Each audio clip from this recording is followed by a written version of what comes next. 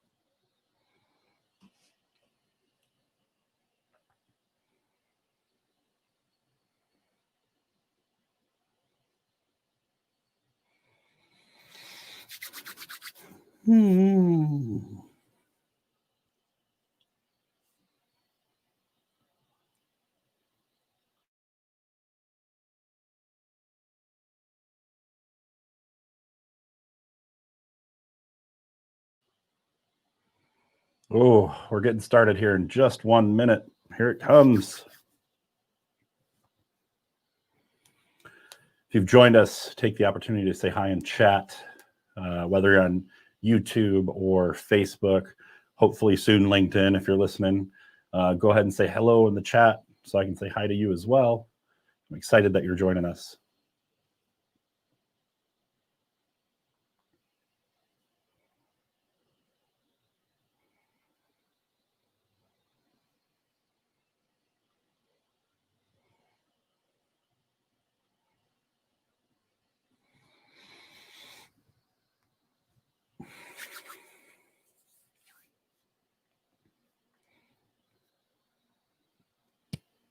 Breaking in 30 seconds. Welcome to Coach Live.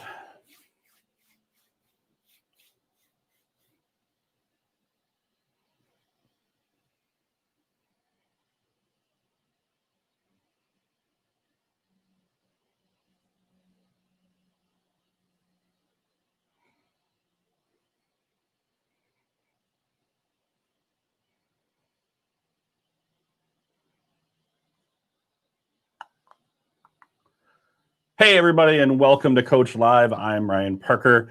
So happy that you joined us today. Today, we're going to discuss a little bit about how to create the most impactful one-on-one sessions for your team members that you can possibly create. And I'm going to share some actionable items with you as well. You know, impactful one-on-one sessions don't just happen by accident. You just don't stumble upon having a one-on-one session that's great and is consistently great. So it's really important that you take the opportunity to create a framework and a process in order to get that great information and those great interactions from your team members every single time that you sit down with them. So it's important. So how do we make them impactful and get the most use out of them? Basically, what we're talking about here is we're going to talk about the process of having an impactful one-on-one session. And quite frankly, it is a process. Now, it's just like anything else. It's not a rule. It is a framework. Think of it like a recipe. So this works well for me, and you're welcome to take parts of it or all of it and kind of stretch it and push it and change it as much as you want in order to make it fit your organization and your team and the people, the personalities that you have on your team and how to work with them individually. So like I said, this isn't a rule, but it's a great framework and a great process for us to really get through. So a lot of times, a lot of the SDRs and team members that I speak with, they think, it's wasted time. It's a fruitless proposition. You are not necessarily, I'm I'm figuring out my cameras. You're not necessarily getting anything out of it. Every time you sit down and you're wasting a half hour to an hour. By the way, if you're having 1 hour one-on-one sessions, stop doing that immediately. And third, a lot of them feel like it's sporadic in the fact that they aren't necessarily being prioritized. So we're going to talk through a lot of these different things. And how do we make them impactful, meaningful, and engaging for you and your team member, so you can actually see results happen faster? That's really important.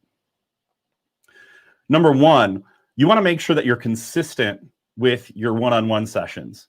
So what do I mean by that? It means that they happen consistently, to say it bluntly, but usually depending on your sales cycle and depending on how quickly your sales velocity is, you may want to sit down with them every week or every other week. But whatever it is, make sure that you've taken the time and put it on their calendar and on your calendar, and you live and die by that. So as a sales leader, this is the opportunity actually where you may have to manage up a little bit, because a lot of us actually get requests from our superiors, our bosses, the executives, and they say, "Oh, can you pop in this meeting with me for 10 minutes?" And you've got a scheduled one-on-one session with your team. And if you consistently change that, move it around, or don't show up at all, or cancel it, what you're doing is you're devaluing that one-on-one session, number one. And so they already know it's not important to you as a sales leader. So if you are there every single time and you're prepared and you're ready to go, and that you say to your boss and your manager and the executives, "Hey, look, I've got this time scheduled every week from 3 to 3:30 with Bill." Bill's my favorite person to choose. With Bill, that's his one-on-one time. And so I can't make that meeting, or can we schedule it for 3:45 or earlier in the day? It's really important as a sales leader, especially if you're in that mid-range, team manager, SDR manager, regional sales director, that sort of thing, that you are managing up and showing that your team is just as important as this meeting that came up out of nowhere. So you want to make sure that you're consistent with it. Next, it's process driven. What do I mean by that? It means that you have a formula that you've created and that you're willing to tweak, by the way. The formula and the process that I'm going to share with you today is not a finalized process, and it's not something that I set in stone and then never changed. In fact, it changes as it needs to. So every couple of months, you might be able to update the process or incorporate a new tool, but it has to be process driven. So that's one way to make it meaningful and engaging up front. So step one of the process is the pre-work, or the homework that you're going to be giving to not only your team members, but for you as well. So you're going to have homework as well. So if I have a Wednesday one-on-one session with Bill, and I know that we're going to sit down at 3 p.m.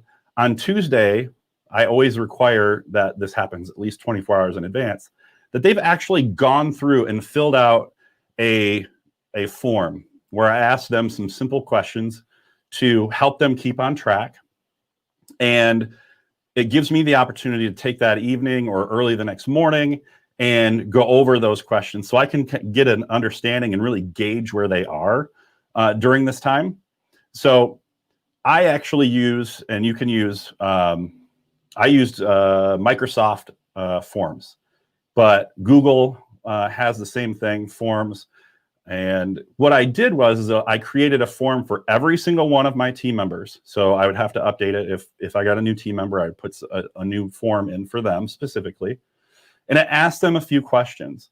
But the great thing was it actually recorded their answers into a spreadsheet that I could actually track and take a look back over time, so I could understand if they were consistently missing out on something, or they had a theme that really generally popped up over the months of us working together, and if there was anything that I wasn't taking care of as a manager or a leader as well. Okay. Now, I also use that same spreadsheet during our session, and I can talk a little bit about that later. But the pre-work is important. So you want to have a form that they actually fill out that is going to answer questions that are helpful for you to start that process when you sit down with them during their one-on-one session. Number 2 is asking those questions in that form.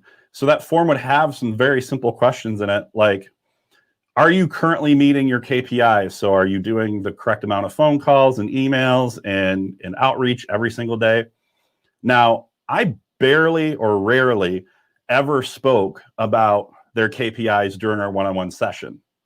But what I wanted to do was to call attention to the fact that I was aware of them. And so it also gave me the opportunity to give them the opportunity to say, you know what, my outreach has been down for, the last couple days, and I really haven't met my metrics, and I can see that my meetings set are going to be, affected by this. And so the simple question is, are you currently meeting your KPIs?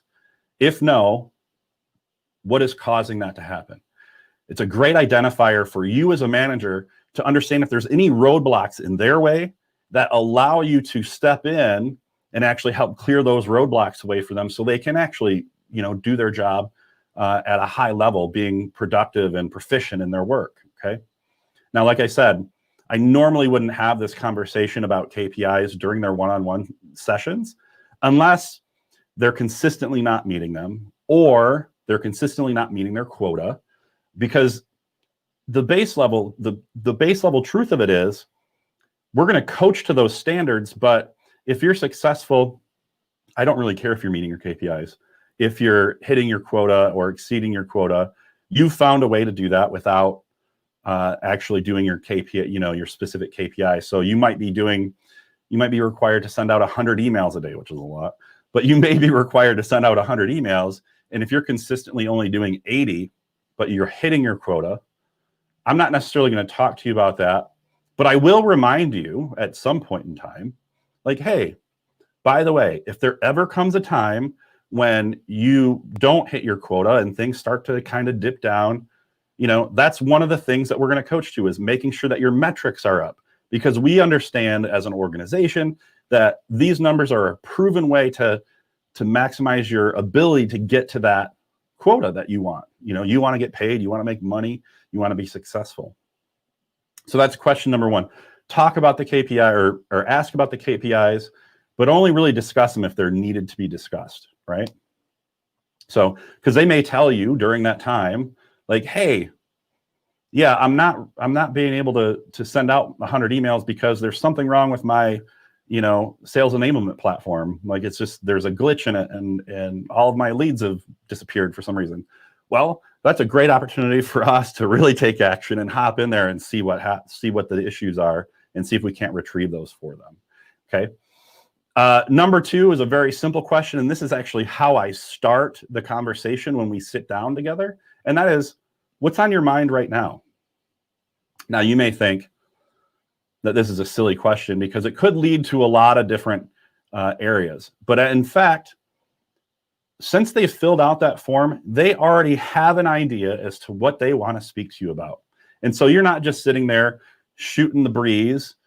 I was going to say something else, but you're not going to just sit there, shoot the breeze, and meander through 15 minutes of your 30-minute one-on-one session. They're actually going to guide you in getting down to business right away. And that's really important because it keeps you focused on the task at hand, and it keeps them engaged in the process. Now, the last question is current goals. Now, this won't change from week to week. It really should be kind of a steady evolution over months, because if you have a goal to be, the top salesperson on your team or within your organization, or the top SDR in setting meetings in your organization, it's going to take you time to get there. But by continually listing out these goals, it's really going to give you the opportunity to really focus on those. And during that question, or when you talk about that question, you as a sales leader can help find action items that will allow them to reach those goals a little bit faster. Okay. Now, after 4 or 5 months, they may have become their top sales leader in their organization. So you might see that goal change. If it's changing every single week, we should sit down with our team member and actually say to them, like, hey, you're kind of all over the place. Like, let's focus in on one area of improvement to get you ultimately where you want to go, which is that either that next step up when it comes to a new job, or moving higher up in the organization, or maybe moving into another team. We want to make sure that we're staying focused. So current goals is a must. And the last section here is pretty straightforward. It's follow-up, right?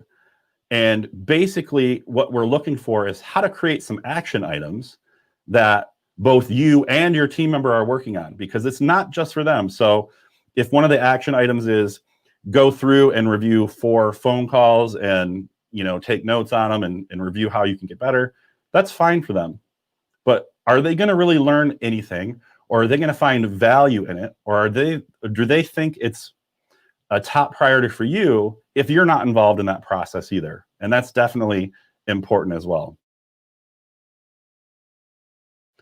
is that you're in that process. So those action items could be, hey, you're going to review 4 phone calls, and you're going to take notes on it, and you're going to decide where you could have improvement. And then what you're going to do is send me those calls along with your notes. And then I'll review that call, and I'll match up what I think you need to review or improve upon, and we'll compare notes, and we'll talk ways that we can actually go through and do that. Maybe I can have some tools that you can use or some other resources. But if you're not part of that follow-up action item list, all you're doing is demanding that they do extra work without, and not showing how much you care about it. Okay? So again, let's go back a little bit. It's consistency and it's process driven, right? You have to have that consistency in order to make sure that they understand how important it is for you to have that time with them. And if you're walking around dazed and confused, or you have some sort of laissez-faire attitude towards one-on-one sessions, they're going to realize that it's not important to you as well. So we want to make sure that you have these follow-up items, that you're consistent, that they do the pre-work, right? Because you're going to do pre-work as well. You've got questions that they need to answer for you, so you have a general understanding of what they want to talk about when they sit down with you. And then 3, that follow-up in those action items. So the action items, what actions do you and I need to take to reach your goals? Okay. What barriers do I need to remove? What items can I support you with? And then what happens is basically I take that information in those action items, and I go to that spreadsheet that the forms has automatically filled in. And while I'm having the conversation with my team member, I'm actually typing notes into that form, that spreadsheet as well. So I know when I look from week to week that these action items are being counted, or they're being tracked. I'm being accountable to them. And then during our next session, basically what we're going to say is, excuse me, you know, how did we do on our action items? Did we accomplish what we accomplished? And then, you know, how did it impact our daily work? Okay. So that gives you the framework. Now, one last thing I want to talk about during this is how to close out that one-on-one session, because this is really important. Your words matter here. And the questions that you ask as you close this session matter. Now, I've done this with my independent coaching practice that I have with a few people, and it is the one thing that I ask for sure. I ask at least one of these questions every single time before we get off our calls or leave our meetings. Very simply, what was the most useful, or you could use impactful, but what was the most useful part of what we discussed today?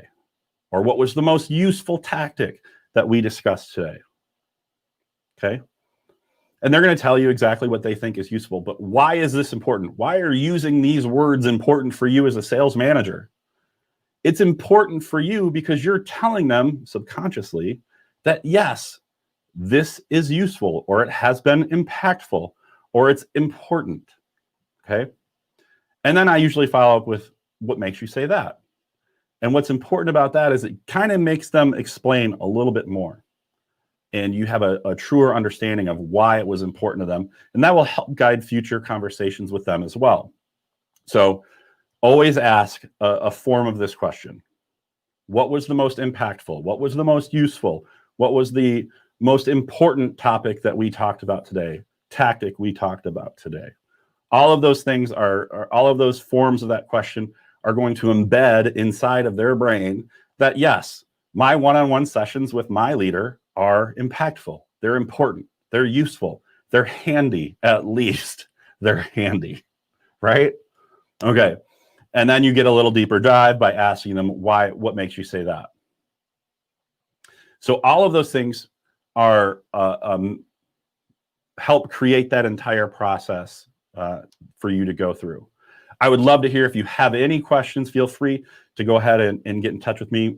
You can connect with me on LinkedIn by going to hiryan.me as the URL. That actually takes you right to my LinkedIn profile.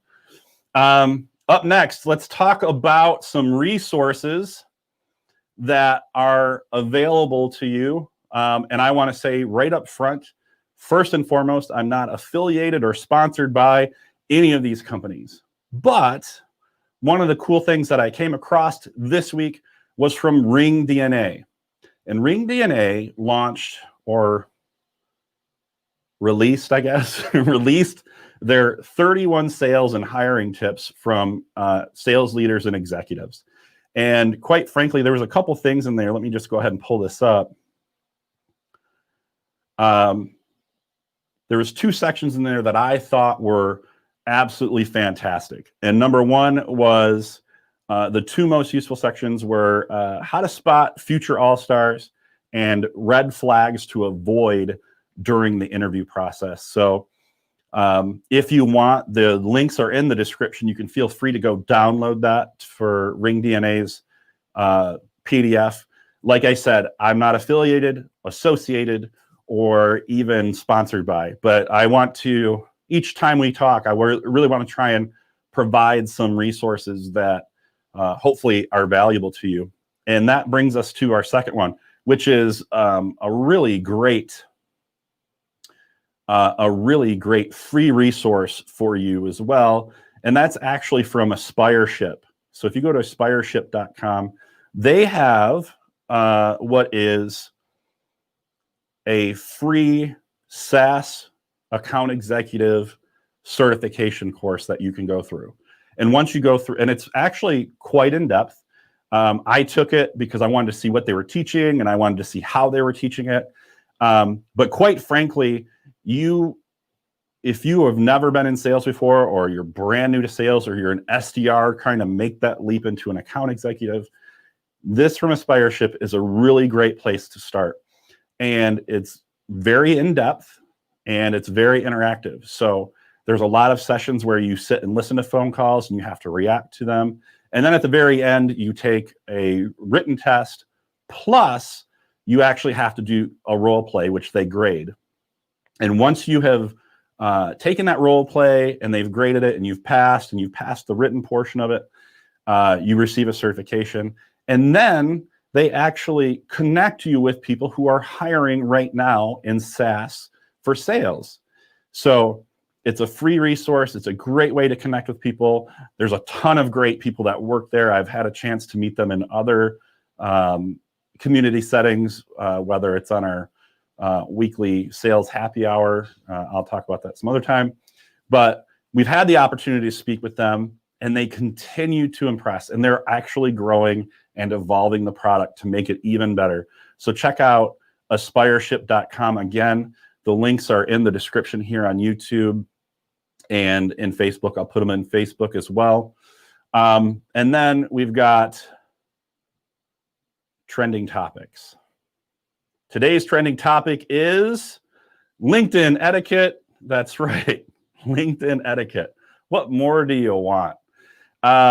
Couple things I've seen this week on LinkedIn are executives and talent acquisition people posting on LinkedIn, hey, all of the people that are applying for the jobs that we have posted here on LinkedIn, like none of them are reaching out to us. And I responded to one exec who said that, and I said, I don't quite think that's the norm just yet, that people as applicants would really think, hey, maybe I should just go ahead and cold email or in-mail the CEO or the talent acquisition person and tell them that I've applied for this position. Well, number one, you shouldn't just do that. But number two, I then challenged, and I was curious if he had any further thoughts on it, which he really didn't. But two, I also challenged him and other executives to actually start having that conversation on LinkedIn. Like, hey, I've got 3 positions that are open right now. Take a look at them on the page, and then see what happens. Or amongst their friends on LinkedIn, talking about how they really did wish that more people would reach out to them and connect with them and try and work that way, and try and get a position that way. And I think it's important to understand that if you're expecting this to happen, that you have to have these conversations openly.